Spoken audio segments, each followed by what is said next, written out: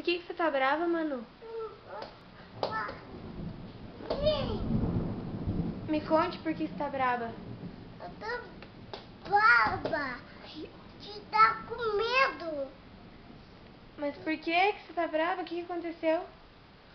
Te dá com medo, eu. Você tá com medo? Tô. E você bateu na tua irmã hoje?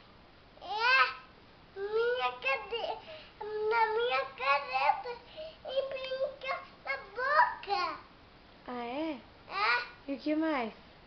E peguei a bolinha. Ah, é? É. Me conte mais. Fica. Por que você tá irritada? Por que você tá irritada, Manu?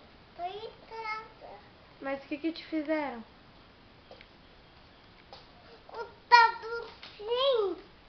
Que droga. Que droga? É. Por que droga? Droga. Essa minha cama. Tua cama? É. Essa minha cama. Eu vou cobrir eu. Você vai dormir porque você tá brava? É. Então tá. Triste. Você tá triste? Por que você tá triste? Tô triste pra você. O que eu fiz pra você? Pra você. Mas quem tá triste é a vovó? É. O que você fez pra ela? É brigou. A vovó brigou. Mas o que você fez pra vovó tá triste? Tá triste. E chorando. Você não comeu? Não. Eu mostrei tudo. Eu comi na boca. E o que mais, Manu? O que você me conta mais?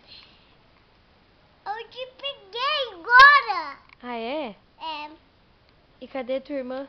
Não sei, tá chorando. Tá chorando também? Tá? Eu chorei tudo. Ah, é? É. E o que mais, Manu? Ela saiu no meu quarto aqui. Ah, então tá. Tchau. Tchau. Você quer que eu vá embora? É. Você tá braba? Tô. Então manda um beijo. Um beijo brabo.